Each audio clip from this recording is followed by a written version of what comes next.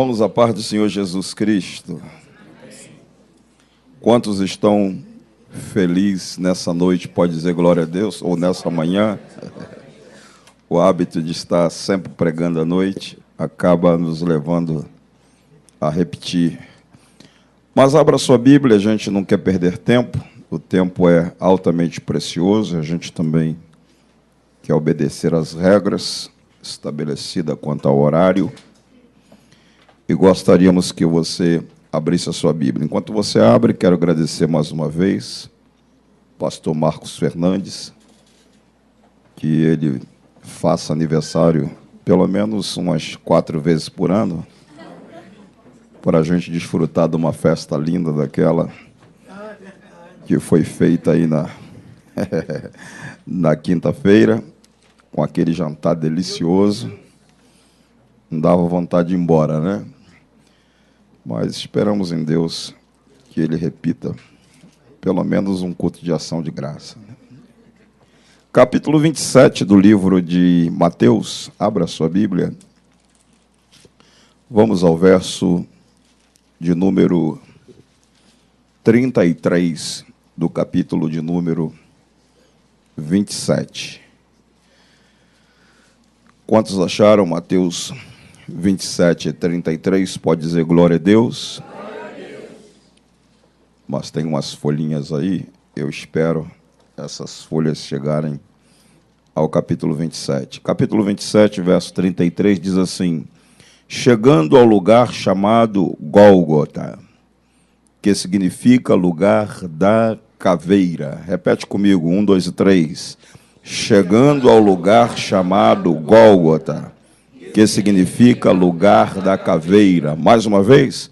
Chegando ao lugar chamado Gólgota, que significa lugar da caveira. Amém? Antes de você sentar, diga para alguém assim: Calvário, lugar de vitória. Fala mais uma vez: Calvário, lugar de vitória.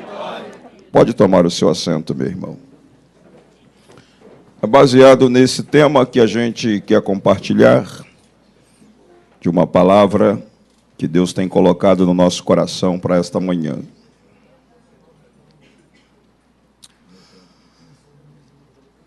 Calvário, de alguma forma, está intrinsecamente relacionado com a nossa vida cristã.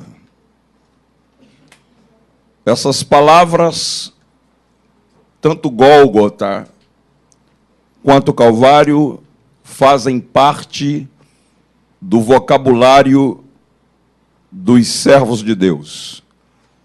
Todo aquele que, de alguma forma, tem se identificado com a fé cristã, já acoplou, já interagiu com essas palavras, Gólgota e Calvário. E a palavra neotestamentária, a palavra Gólgota ou Calvário, essas duas palavras, a despeito de aparentemente, ou seja, a despeito da grafia ser diferente, elas são sinônimas. O texto diz: chegando ao lugar chamado Gólgota, que significa lugar da caveira.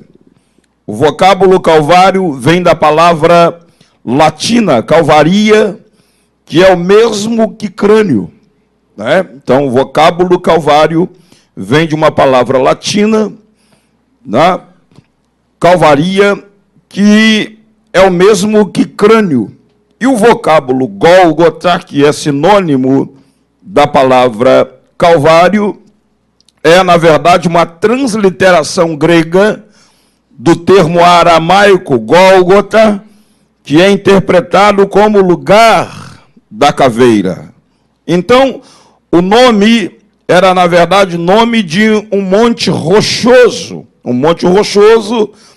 que até hoje é visto fora dos muros de Jerusalém e, de fato, tem a aparência de um crânio humano onde Jesus foi crucificado. Então, Gólgota e Calvário são duas palavras com grafias diferentes. No entanto, essas duas palavras não são palavras com significado diferente. São palavras que têm o mesmo sentido porque são sinônimas. E nós entendemos que uma vem do latim e a outra, na verdade, retrata uma transliteração grega do termo aramaico, Gólgota, que é interpretado como lugar da caveira.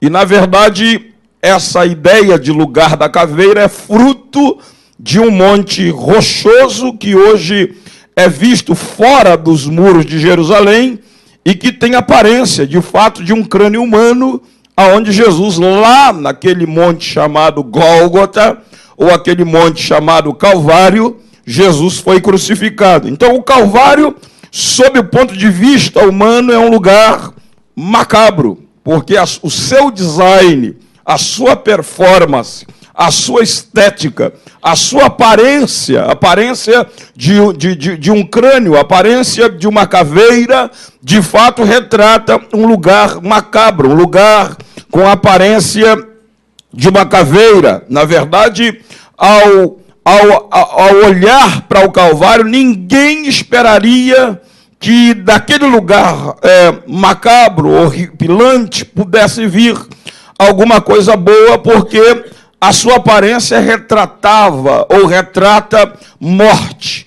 No entanto, a despeito do Calvário ser um lugar horripilante, macabro, trazendo a ideia de alguma coisa assim desconfortável para a gente, pois ninguém gosta de ficar visualizando uma caveira, ninguém gosta de ficar visualizando alguma coisa que retrata morte. Então, no entanto, a despeito do Calvário ser um lugar horripilante, macabro, fazendo com que as pessoas o ignorassem por causa das suas características mórbidas, foi lá no Calvário, e é isso que eu vi aqui nesta manhã falar, que foi lá no Calvário que Jesus morreu por mim, foi lá no Calvário que Jesus morreu por você, foi lá no Calvário que Jesus derramou o seu precioso sangue, foi lá no Calvário que nossos pecados foram redimidos, foram lavados no precioso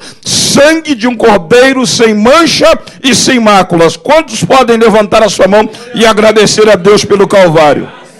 Logo, na medida que Jesus morreu lá no Calvário, na medida que Jesus morreu lá no Gólgota, no monte da caveira, logo o Calvário, após a morte de Jesus, não nos traz à memória a ideia de caveira, a ideia de coisas horripilantes, de coisas macabras, mas sim a ideia de perdão. Quando eu penso no Calvário, eu não estou pensando naquela caveira. Quando eu penso no Calvário, eu não estou pensando em morbidez. Quando eu penso no Calvário, eu não estou pensando em alguma coisa macabra, horripilante. Quando eu penso no Calvário, eu penso quem eu era. Quando eu penso no Calvário, eu penso no estado que eu estava. Eu penso que eu era um pecador perdido, alienado, achatado, falido, arrasado, nocauteado. De quando eu olho para o Calvário, eu olho e lembro quem eu era e agora quem eu sou, lavado, remido no precioso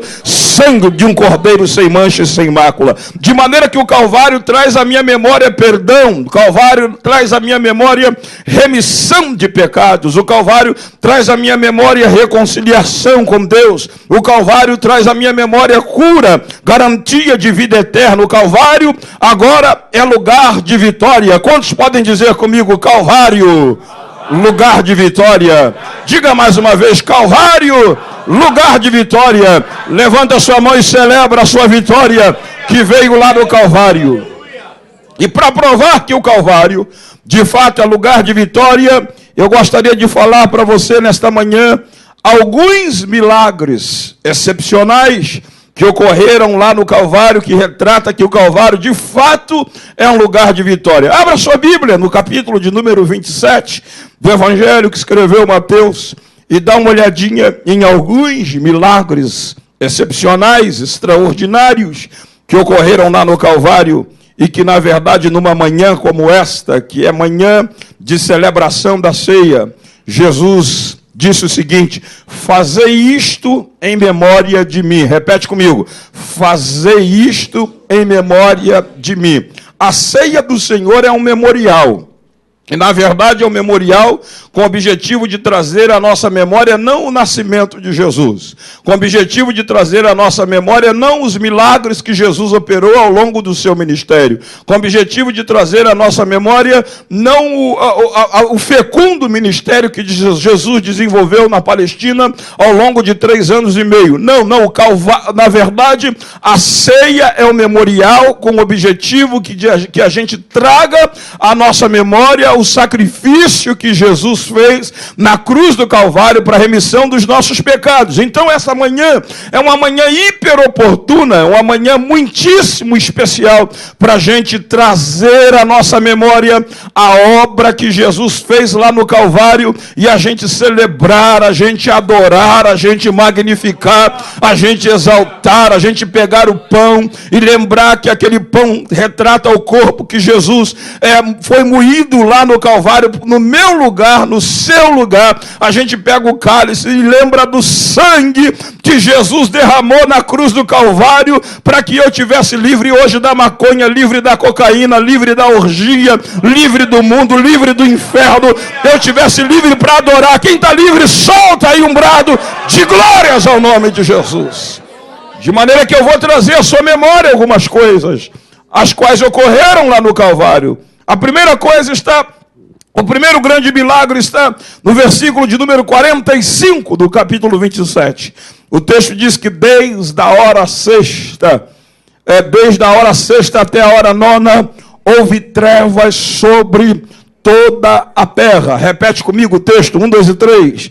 Desde a hora sexta até a hora nona, houve trevas sobre toda a terra. Escute isso, meu nobre, minha nobre, meu irmão, minha irmã, que está aqui nessa manhã. Jesus foi levado ao Calvário, foi levado à Via Dolorosa. A Via Dolorosa, Jesus foi levado às 9 horas da manhã. Jesus chegou lá no Monte Gólgota. Jesus chegou lá no Monte Calvário. Era 9 horas da manhã. Isso significa, à luz da Bíblia, quando a Bíblia fala de hora sexta, está se referindo 12 horas, ou meio-dia, como a gente tem o hábito de se referir. Quando se fala de hora nona, está se referindo 9 horas da manhã. Jesus já estava lá no Calvário, desde as 9 da manhã, 9 horas, 10 horas, 11 horas, até meio-dia. Jesus sofreu toda sorte de humilhação que um ser humano poderia suportar. Na verdade, Jesus não morreu como Deus. Jesus morreu como ser humano, de pele, carne, osso e músculo igual a mim. Ele se colocou no meu lugar. Ele se colocou lá no seu lugar, lá no Calvário. E lá no Calvário cravaram na cabeça de Jesus uma coroa de espinho. Você imagina? Uma coroa de espinho cravada na cabeça de Jesus. E o sangue escorria pela sua fronte. Lá no Calvário, eles esbofetearam Jesus. Lá no Calvário, cuspiram no rosto de Jesus. Lá no Calvário, o injuriaram, tiraram as suas roupas, rasgaram as suas vestes, ou seja, escarneceram de Jesus, zombaram de Jesus, debocharam de Jesus. E a Bíblia diz que ele, como ovelha muda, não abriu a sua boca para reclamar, porque ele provou o seu amor para comigo, ele provou o seu amor para com você, sendo nós ainda pecadores. Ele estava lá, suportando toda sorte de humilhação por causa de mim, para que hoje, pela manhã, eu pudesse entrar por aquelas portas, sentar à mesa e pegar o pão e pegar o vinho e trazer à minha memória o que ele fez por mim e abrir a minha boca e celebrar, adorar, glorificar, bendizer o nome de Jesus. Por isso que essa reunião não pode ser uma reunião mórbida, essa reunião não pode ser uma reunião fria, essa reunião tem que ser uma reunião acesa, vivificada, avivada. Então levanta já a tua mão e celebra a obra que Jesus fez no Calvário. De maneira que no pé do monte estavam lá os escribas, estavam lá os fariseus, estavam lá os sumos sacerdotes, estavam os sacerdotes, estavam praticamente todos os representantes da religião judaica, estavam lá os políticos romanos, que eram representados nos soldados romanos, estavam lá, e de 9 da manhã até meio-dia, da hora nona à hora sexta, Deus permitiu Jesus sofrer toda sorte de escárnio, de injúria, de ofensa, de agravo. Jesus permitiu todos os olhos de todos os seres humanos. Deus permitiu todos os seres humanos acompanharem aquele fato extremamente constrangedor para qualquer ser humano. Jesus sofreu toda sorte de escárnio. Mas quando chegou a hora sexta, Deus resolveu apagar todas as luzes do universo. Deus desligou as luzes do universo e a Bíblia diz que houve trevas. Da hora sexta até a hora, aliás, eu estou fazendo uma confusão aqui, da hora sexta à hora nona seria às 3 da tarde, a hora terceira, que seria 9 da manhã. Então, da hora sexta até a hora nona, houve trevas em toda a face da terra. A despeito do acontecimento está acontecendo fora dos muros de Jerusalém, no Monte Gólgota, no Monte Calvário, Deus resolveu apagar todas as luzes do universo. E o sofrimento que Jesus vivenciou da hora sexta à hora nona foi um sofrimento indizível, ou seja, um sofrimento que não existe verbo, não existe palavras no vocabulário humano que possa descrevê-lo.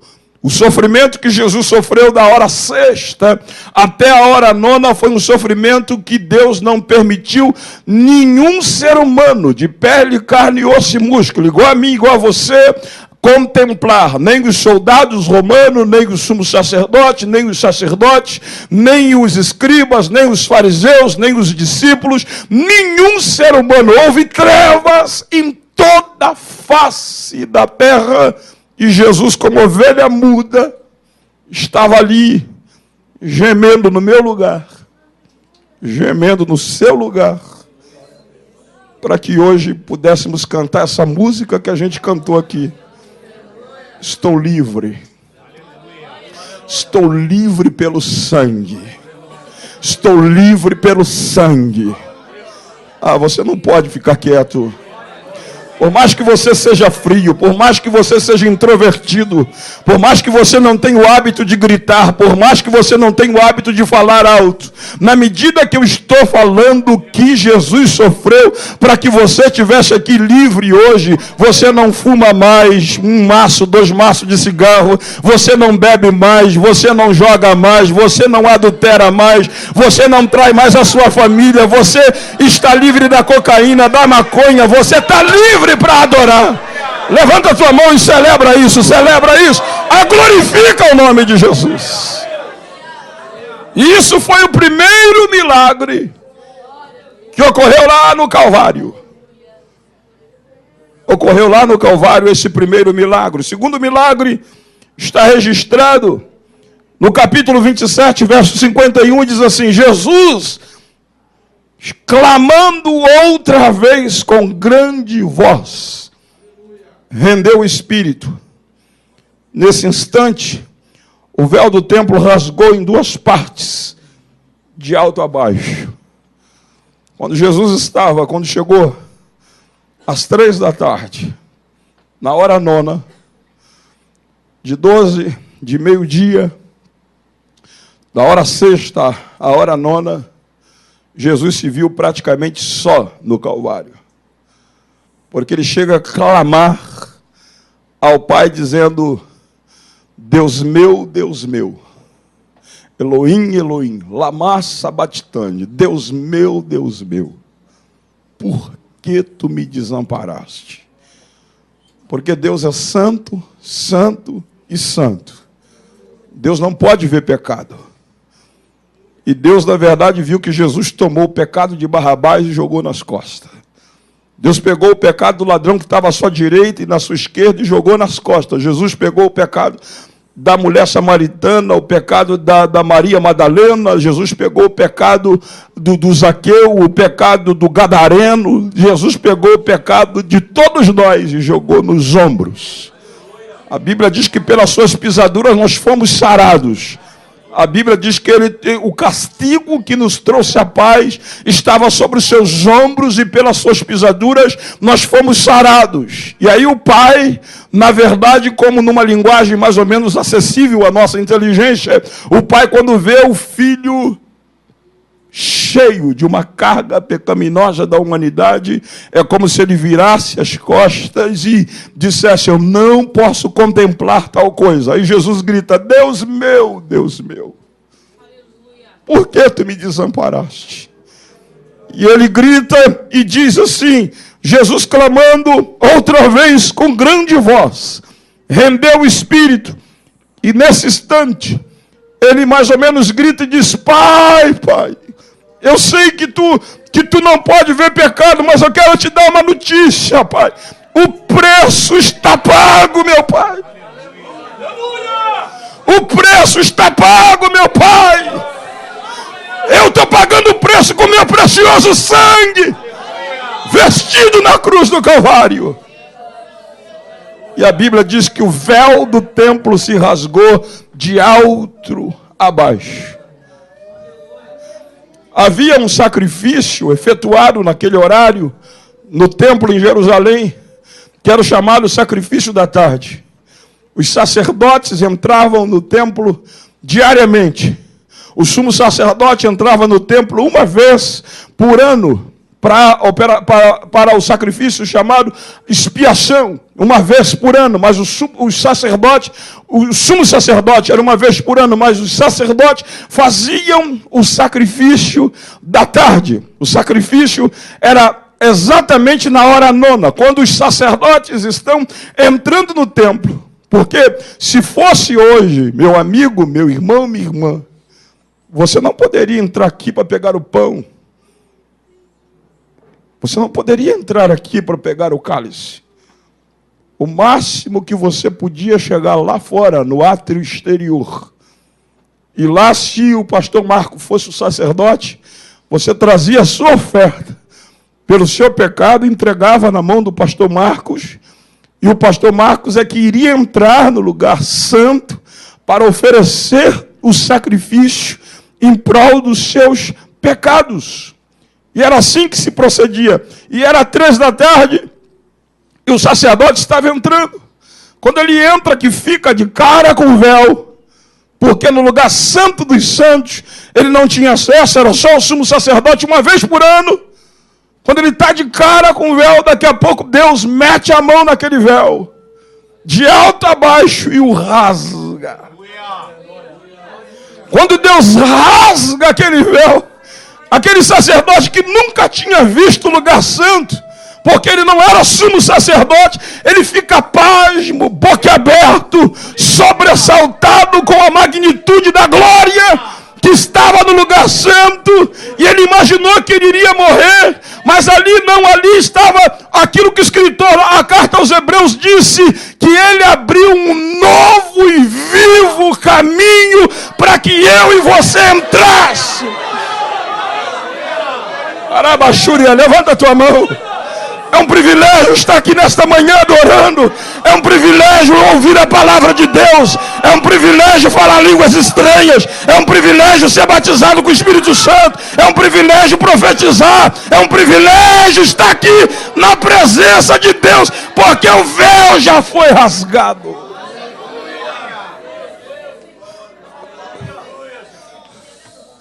Aleluia. Não tem como falar disso sem chorar. Que eu não merecia.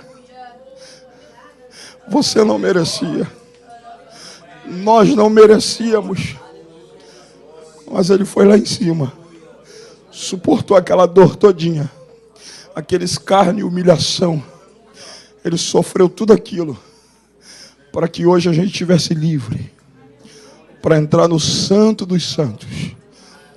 Com sacrifício não de bode. com sacrifício não com sangue de touro, com sacrifício não de pomba ou de rola, mas nós estamos aqui com sacrifício de louvor. Nós estamos aqui apresentando os nossos corpos num sacrifício vivo, santo e agradável a Deus, que é um culto racional. E se você veio oferecer o seu sacrifício, querido, você não vai oferecer sacrifício de boca fechada. Você tem que abrir essa boca, você tem que quebrar o protocolo, você tem que liberar a tua alma. Porque você está livre para adorar. Há um espírito dentro de você se movendo para você adorar. Então abra a boca, começa a adorar, começa a adorar, começa a glorificar. Porque o preço já foi pago. Terceiro lugar, ouve. Deixa eu te falar do terceiro milagre. O texto diz que, verso 51, diz que tremeu a terra e fenderam-se as rochas. Número 1, o que aconteceu? Houve trevas sobre toda a face da terra. Número 2, o véu do templo foi rasgado de alto a baixo.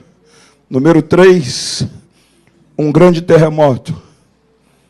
É interessante que quando Moisés subiu ao Monte Sinai para pregar as tábuas da lei, a Bíblia diz que houve um grande terremoto na ocasião de que Deus falava com Moisés e lhe entregava as tábuas da lei.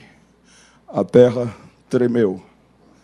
Mas a terra tremeu ali porque a terra estava contaminada com o pecado e ela não suportava a presença manifesta de Deus, porque ela estava contaminada com o pecado. E quando Deus se manifesta com a sua presença, ela se contorce de dores e começa a tremer na presença de Deus.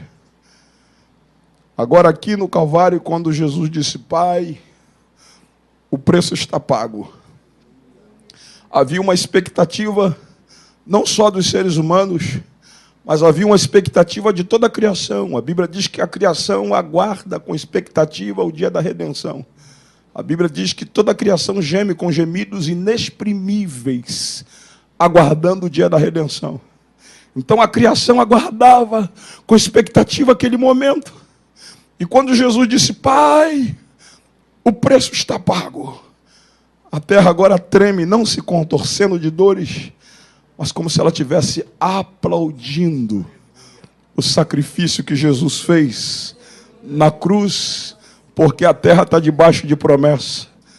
Depois que Jesus arrebatar a igreja, haverá novos céus e nova terra, porque o sacrifício de Jesus também serve para a restauração da criação. Você pode levantar a sua mão e liberar um brado de glória a Deus?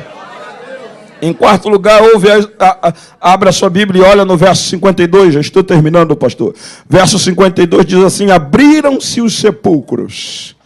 Verso 52, e muitos corpos de santos que dormiam ressurgiram. Então, em primeiro lugar, houve manifestação de trevas sobrenaturais em toda a terra. Em segundo lugar, o véu do templo foi rasgado de alto a baixo. Em terceiro lugar, houve grande terremoto. Em quarto lugar, a abertura dos sepulcros.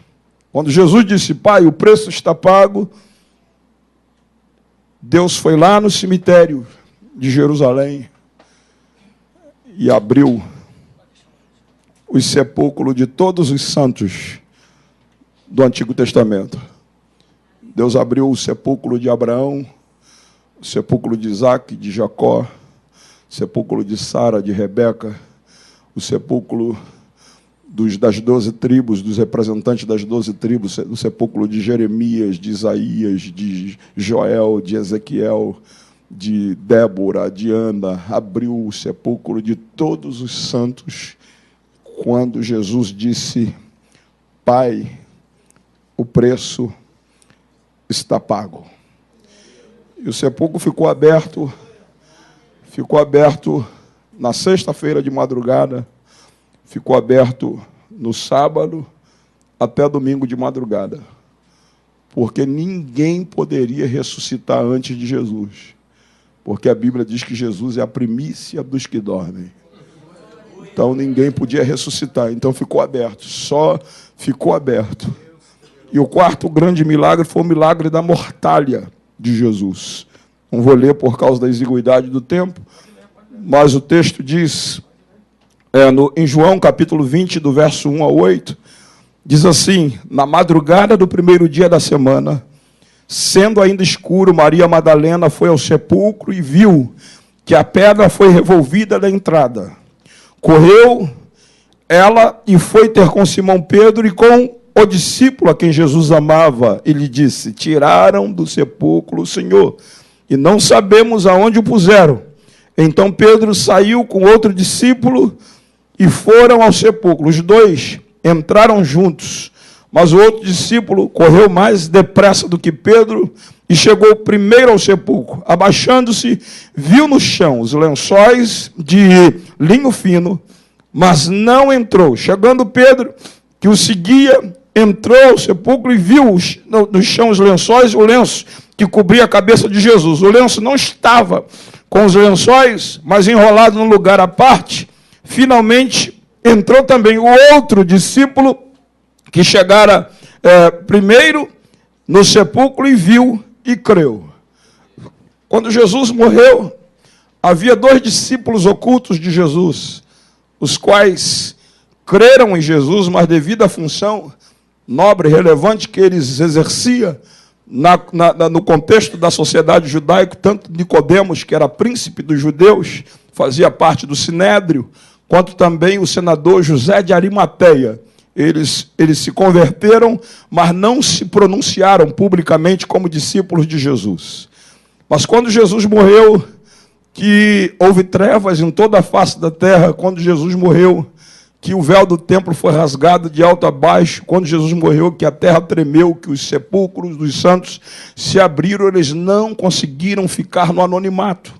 Eles resolveram sair do anonimato e chegaram em Pilatos e pediram para que eles lhe dessem autorização de tirar o corpo de Jesus da cruz e sepultarem. José de Arimateia tinha um sepulcro novo que ele havia comprado, ainda não tinha sido inaugurado, e ele resolveu oferecer aquele sepulcro num ato de gratidão a Jesus pela regeneração que ele houvera experimentado na sua vida.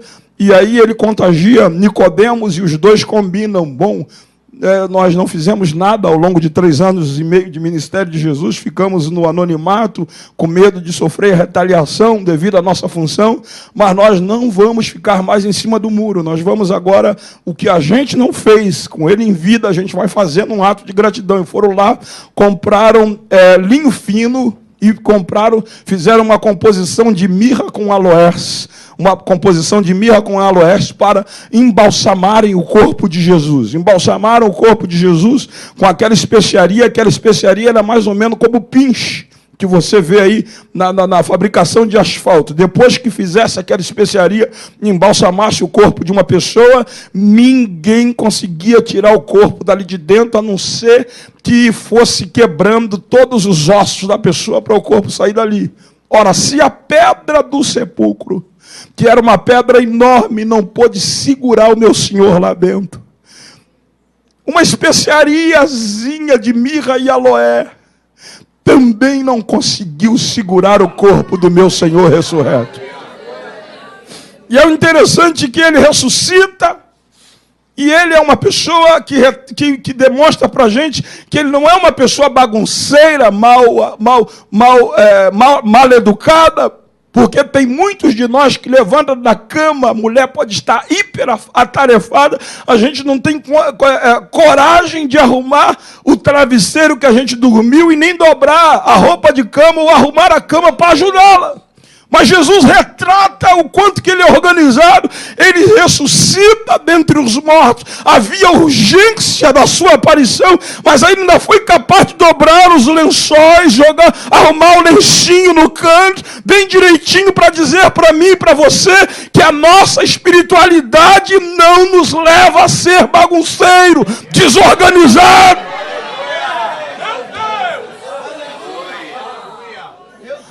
Isso foi para praticamente o quinto milagre. E finalmente, para fechar a mensagem, eu disse para você, olha o que aconteceu. No verso 53, é o último texto que eu leio. Abriram-se o sepulcro. Eu disse que abriu na sexta-feira de madrugada. Ou seja, abriu na sexta-feira, ficou aberto no sábado até domingo de madrugada. Olha o que diz o texto. Abriram-se os sepulcros. E muitos corpos de santos que dormiam ressurgiram, porque Jesus ressuscitou nas primeiras horas da madrugada de domingo. Ele, como primícia dos que dormem, desceu lá aonde estavam os santos, porque outrora havia um local que ficava para baixo da terra, dividido em 2 blocos. Uma parte era o abismo, onde ficava os corpos das pessoas ímpias que não tinha Deus, e na outra parte era um local onde ficavam os santos. Os santos ficavam ali. E Paulo, escrevendo aos Efésios, disse que Jesus levou cativo o cativeiro e deu dons aos homens. Ou seja, Jesus foi lá embaixo e pegou aquele lugar que ficava lá só com uma divisão entre os ímpios que não tinha Deus, e Jesus pegou aquele lugar e transportou para aqui para cima, que a gente chama hoje de paraíso. Jesus transportou aquele lugar. Mas antes dele transportar o lugar, ele foi lá e pregou. Falou sobre a obra que ele fez no Calvário para Abraão, Isaac e Jacó. Falou para todos os santos. E aí arrancou os santos dos seus sepulcros lá, com a sua mão forte, seu braço estendido. E olha o que diz o texto. Saindo dos sepulcros, depois da ressurreição de Jesus, entraram na cidade santa. Não foi simplesmente uma ressurreição sem ser visível, não. Foi uma ressurreição que a Bíblia diz que os santos ressuscitaram e começaram a andarem pelas ruas de Jerusalém, ressuscitado. Abraão, Isaac, Jacó, Sara, Rebeca, os profetas do Antigo Testamento, todos eles ressuscitados. Isso me traz uma esperança. Porque a Bíblia diz assim: o mesmo Senhor descerá dos céus, ao som do brado, a voz do arcanjo, e os que morreram em Cristo ressuscitarão primeiro. E depois nós, os que estivermos vivos, subiremos ao encontro do Senhor nos ares, estaremos para sempre com o Senhor.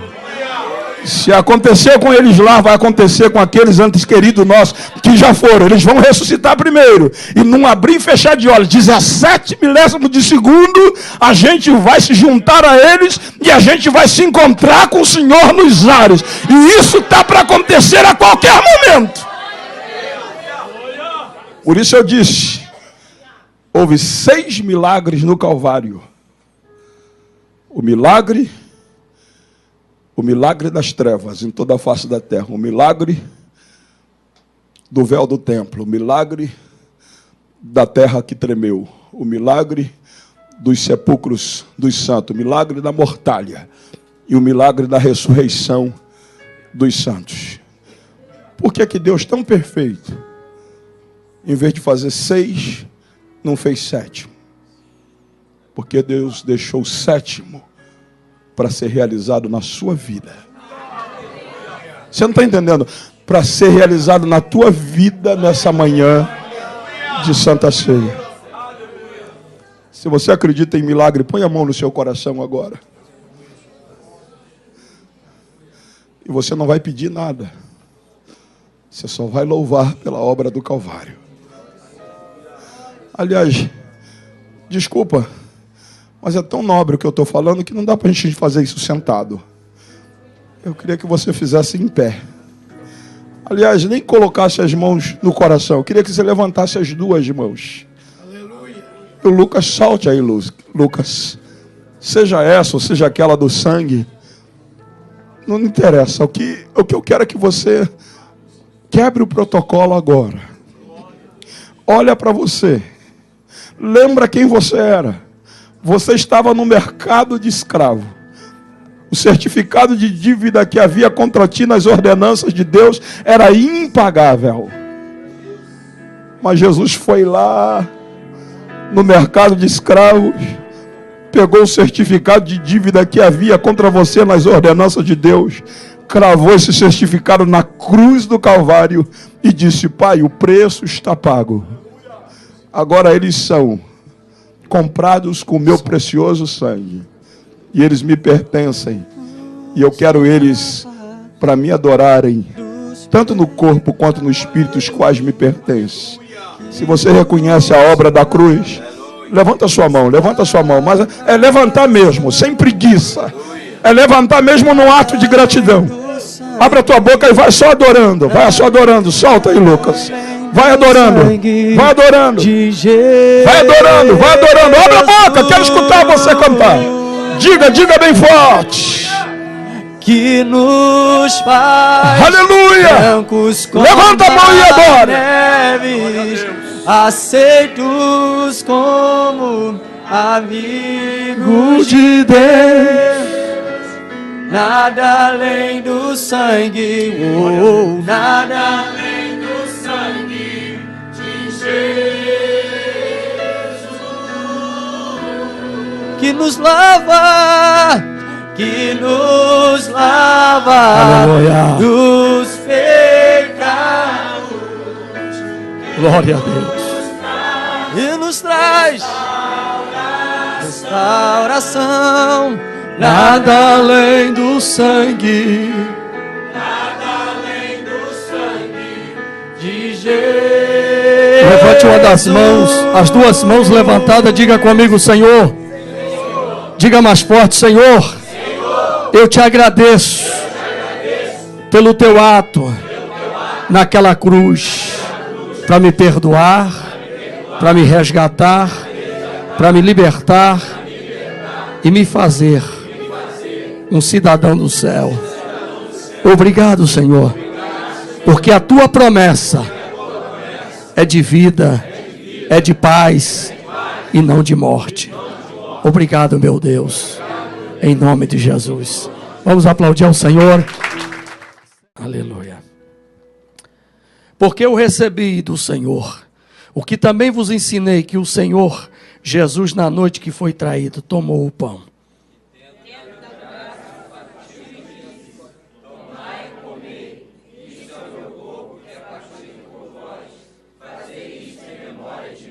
Semelhantemente, também depois de ceiar, tomou o cálice, dizendo: este cálice é o novo testamento no meu sangue.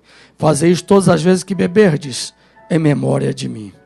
Porque todas as vezes que comerdes este pão e beberdes este cálice, anunciais a morte do Senhor até que venha. Portanto, qualquer que comer este pão ou beber o cálice do Senhor indignamente será culpado do corpo e do sangue do Senhor. Examine-se, pois, o homem a si mesmo, e assim coma deste pão e beba deste cálice. Porque o que come e bebe indignamente, come e bebe para a sua própria condenação, não discernindo o corpo do Senhor. Por causa disso, há entre vós muitos fracos e doentes, e muitos que dormem. Porque se nós nos julgássemos a nós mesmos, não seríamos julgados. Mas quando somos julgados, somos repreendidos pelo Senhor, para não sermos condenados com o mundo. Portanto, meus irmãos, quando vos ajuntais para comer, esperai uns pelos outros. Mas se alguém tiver fome, come em casa, para que depois não deixe a condenação. Quanto às demais coisas,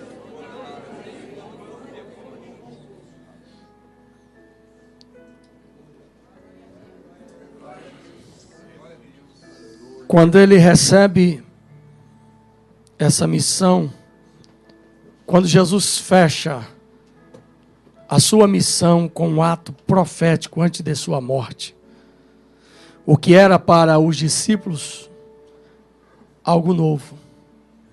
Eles não tinham ideia que a partir daquele ato profético que Jesus faz, ele estava falando e fazendo tal gesto para apontar dias seguintes que iriam naquela mesma noite.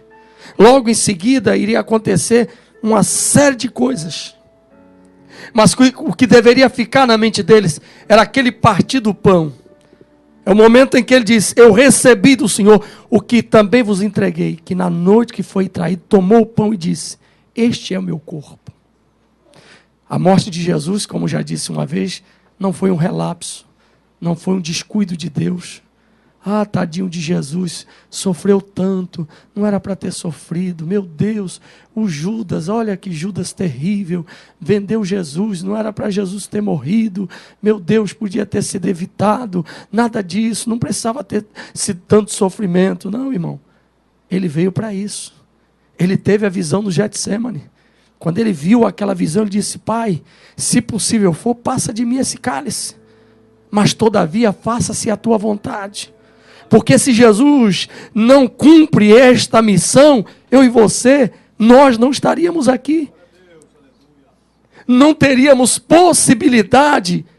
Imagina, ter que matar toneladas, boiadas inteiras, melhor, de boi, de gado e de tudo mais, como fez Salomão, um mar de sangue, onde 22 bois, sem falar a enormidade de cabrito, de cordeiros, virou um mar de sangue. 22 mil, imagine um sacrifício, entornando sangue. Aquilo era a forma, ou a fórmula da lei, para dizer o seguinte para o homem: ó, eu te aceito, mas você vai ter que pagar um alto preço. Jesus já pagou o preço por nós. Me dá o pão, filho. Me dá o pão, por favor. Obrigado, filho. Eu quero chamar aqui Pastor Márcio. Ele vai orar pelo pão. Só um instantinho. Pastor Ezequiel, orando pelo cálice. Amado Deus, apresentamos diante de Ti, em memorial a Ti, Senhor Jesus, este pão que Tu usaste para falar com os Teus discípulos, que Tu usas até hoje para a Tua noiva, para a Tua igreja, para demonstrar, para trazer à nossa memória aquele sacrifício, meu Deus, ali na cruz do Calvário. O Teu corpo que ali foi dilacerado, moído, judiado, para que pudesse trazer vida, e vida em abundância para todos nós.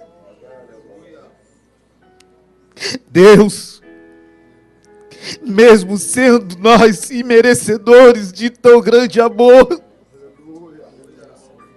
mas ainda assim, Senhor, Tu olhaste com misericórdia para cada um de nós, Senhor, antes de nós nos formarmos no ventre de nossas mães,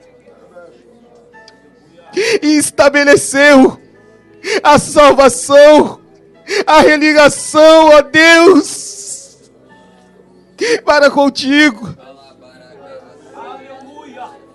Deus, nós não temos palavras para Te agradecer. Deus, o quanto mais nós agradecemos, ainda ficaremos em dívida em Ti. Agradecer, ó meu Senhor. Oh Senhor, obrigado, Jesus. Obrigado, Senhor, porque também Tu deixaste uma promessa que anuncia a Tua volta para buscar a Tua igreja lavada, remida no Teu sangue, Senhor, para todo sempre, para toda eternidade. Nós estamos contigo, Senhor. Te agradecemos em nome de Jesus. Pai, Te apresentamos este cálice, Senhor, que representa o Teu sangue. Sangue que foi vertido, Senhor, naquela cruz e fez conosco uma aliança, uma nova aliança. Pai, nós somos gratos pelos benefícios da cruz. Por isso, nesta manhã, Senhor, ao bebermos deste cálice, Senhor, que nós sejamos, Pai, renovados, sejamos limpos e curados. Cura, Senhor, o coração, a mente, o corpo. Em nome de Jesus. Amém. Disse Jesus: esse é o meu corpo, que é partido por vós. Fazer isto em memória de mim. Semelhantemente, depois de cear, tomou o cálice, dizendo: esse é o cálice da nova aliança, no meu sangue. Bebei dele todos. Podeis sentar, igreja. Eu mesmo já fui curado num momento como esse. Eu estava com um cálculo renal que nada. E aí, na hora da ceia, eu falei: Senhor, eu tomo posse. E eu participei. E quando cheguei em casa, eu estava curado mesmo. Então eu quero dizer para você que esse ato é um ato profético, mas é um simbolismo que é revestido de fé. Assim como eles comeram o maná no deserto, eles não sabiam o aspecto daquele maná, mas aquilo representava ou simbolizava o corpo que seria entregue, a vida que eles iriam receber através de Cristo Jesus. É muito importante termos esse momento em nossas mentes. Então, você que não está em comunhão, por alguma razão, não deve participar sem um comunicado. Ok? Porque eu recebi do Senhor, que também vos ensinei, que o Senhor Jesus, na noite que foi traído, tomou o pão e, tendo dado graça, o partiu e disse: tomai e comei, este é o meu corpo, que é partido por vós. Fazei isto em memória de mim. Aqui está o pão. Comamos. Participe.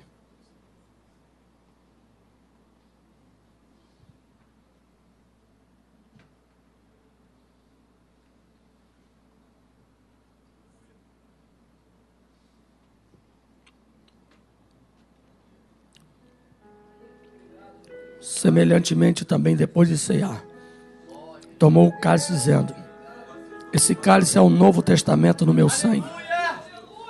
Fazei isto todas as vezes que beberdes em memória de mim. Participe do cálice.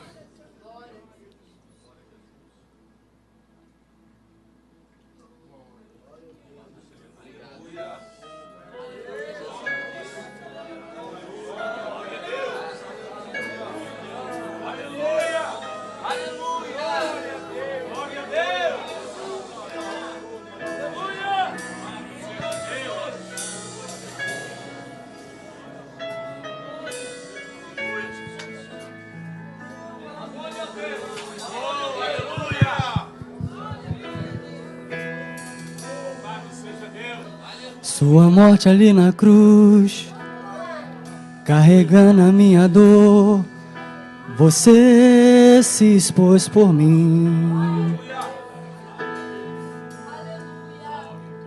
Se entregou em meu lugar e me deu uma nova chance. Eu vou recomeçar. Vou deixar na cruz tudo que passou, tudo que ficou para trás. Colho pra você, corro pra você, o teu amor me chama.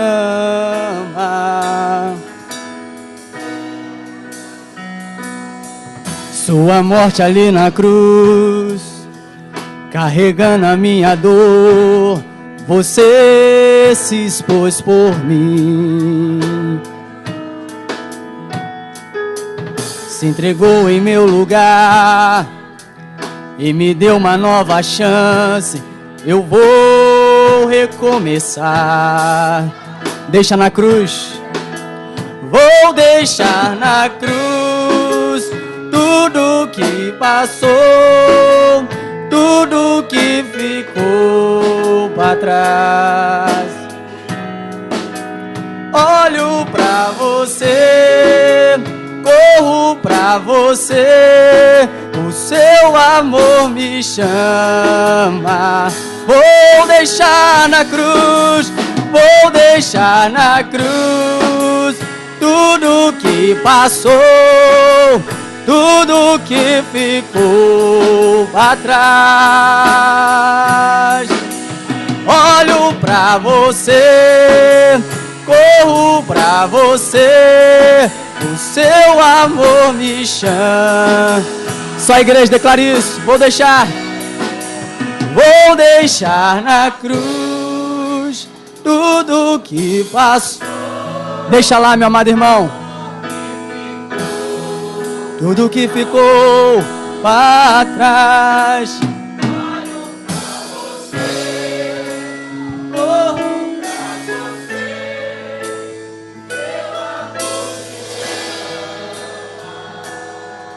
Que louvor bonito, né? Vou deixar pra trás. Como que é?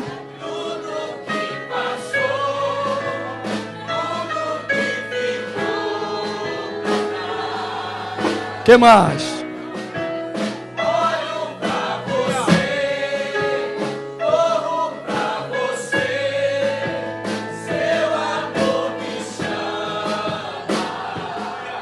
Aleluia. Que mais, Lucas? Aleluia. Endevai, Wandekala, Shergenai, Chemanur Kevas. Telemante, Kalabai, Wandevas.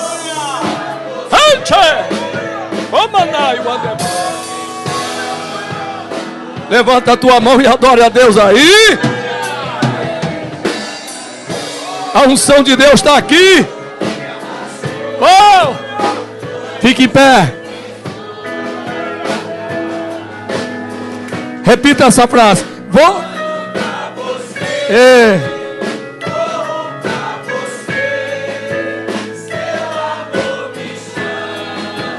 Eu quero aquela frase. Vou deixar para trás. Vou deixar para trás.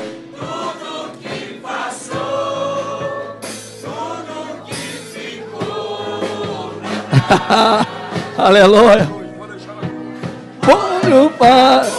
Aleluia.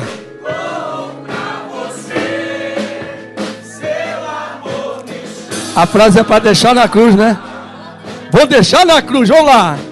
Vou deixar na cruz tudo que passou.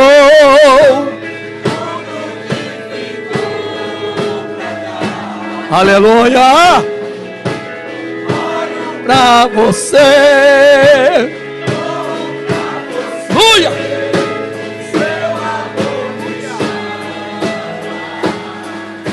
Amém. Amém.